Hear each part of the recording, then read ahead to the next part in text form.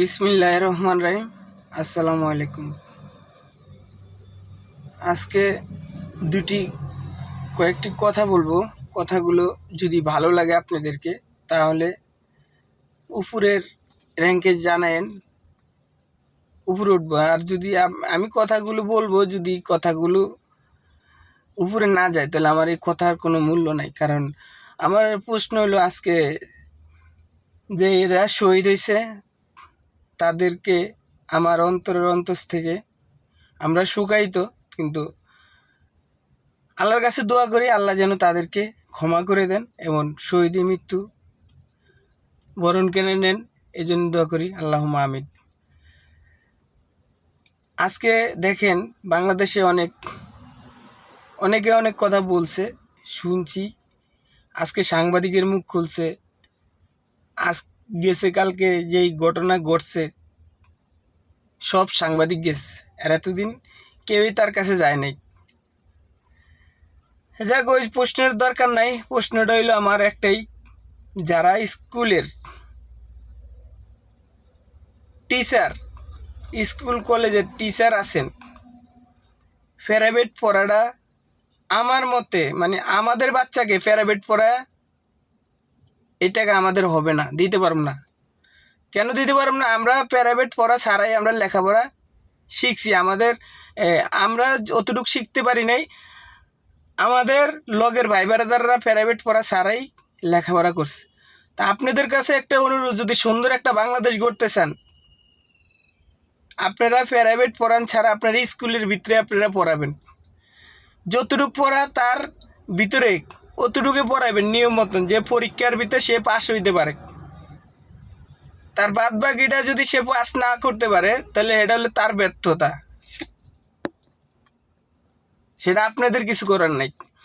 আপনার সন্তানকে আপনি অবৈধভাবে টাকা কামাই করে খাওয়াবেন, একলা খালি অন্য মানুষের দোষ দিলেও না। আমার নিজেরও চরিত্র খারাপ আছে। আমি ওই টিচারকে বলবো যে ওই প্রাইভেট পড়ানটা বাদ দিয়ে দেন। সবাই প্রাইভেটের বিষয় নিয়ে বাচ্চাদেরকে নিয়ম যেটা, ওইভাবে আপনারা লেখাপড়া শিখান। আপনি একটা টিচার, আপনি একটা, আমার বাবা যে আমারে পড়াইছে, সে আমার বাবার সমতুল্য। তো ওই জিনিসটাই ধরবেন। এই আমাদের দাবি, আমার আজকে একটাই ধরে নিব, দেন কোনো স্কুলের পোলাপানরা দেন আপনারা প্রাইভেট পড়াইলে পাস করাইবেন, নাহলে পরে করাইবেন না। এইটা আমার কাছে, ছাত্রদের কাছে আমি এটা দাবি জানাইতেছি। দেন আমার এই একটা দাবি। আর দেশে যেভাবে অত্যাচার এখন করতেছে, আমাদের দেশে গুজব ছড়াইতেছে। ইন্ডিয়া একটা চ্যানেল আছে, আমাদের নামে গুজব ছড়াইতেছে, আমরা হিন্দুকে মন্দির পড়তেছি, আমরা ওই করতেছি, সে করতেছি। আল্লাহর হুকুম ভাই, এক রাইতের ভিতরে সব সাফ হয়ে গেছে।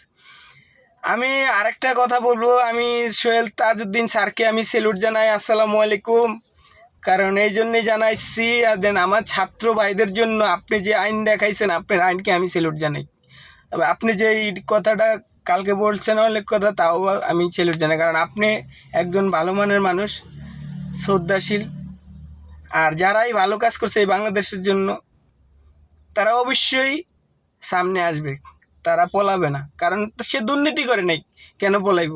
সে তো কোনো লুচ্চামি করে নাই, কোনো নারী কেলেঙ্কি করে নাই, সে পালাইব কেন? সে অবশ্যই বাংলাদেশে থাকবো।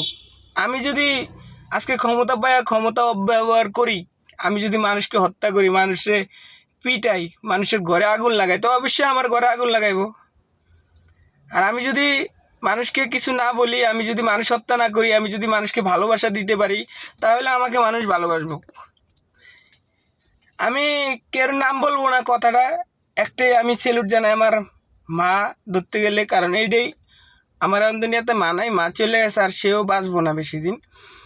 আমার বাবা একটা কথা কইছে, আমার আব্বা এই সময় গ্রাম সরকার ছিল, তখন বলছে কি, দেন বাবা এটি তোমাদের না, কারণ এই সারটা তোমাদের না, কারণ এটা হলো ওরা দিছে সরকার আন্ডারে, আমার দিছে গ্রাম সরকার বানাইছে, আমি এটা বিতরণ করে দিতে হবে, এটা আমি তোমাদেরকে দিতে পারবো না। আমরা শিরা শার্ট গায়ে দিছি, আমার শার্ট তো দূরের কথা, শার্ট তো গায়ে দিতেই পারিনি। আমরা একজোড়া জুতা তো দূরের কথা, একটা প্যান্ট লুঙ্গি কিনা দিতে পারি না আব্বাই।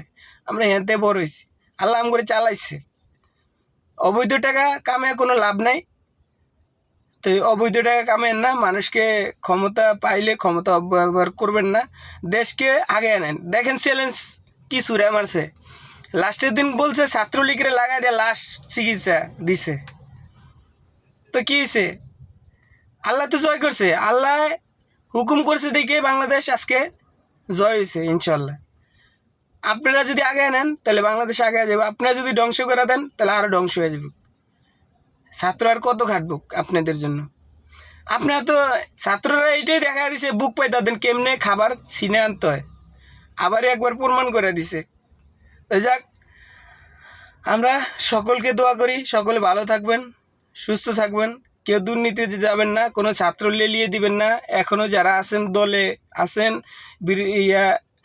আওয়ামী লীগের যারা আছেন তারা একটাই ভাববেন, দেন আমাদেরকে তো ক্ষতি চায় নাই, তবে আমরা কেন পোলাবান্ডির এই যে চাঁদা রাস্তায় গাড়ি চালাইতে পারে না, রাত্রেবেলা গাড়িতে চাঁদা নিয়ে যায়, এবার বাসায় বাড়ি ঢুকিয়া সমস্যা করতেছে, এটি দুর্নাম ছড়াইতেছে। তো যারা করতেছে সবাই হলো ভিলেন, গুন্ডা, এরা হলো সন্ত্রাস, এরা কোনো দিন মানুষের ভালো চায় না।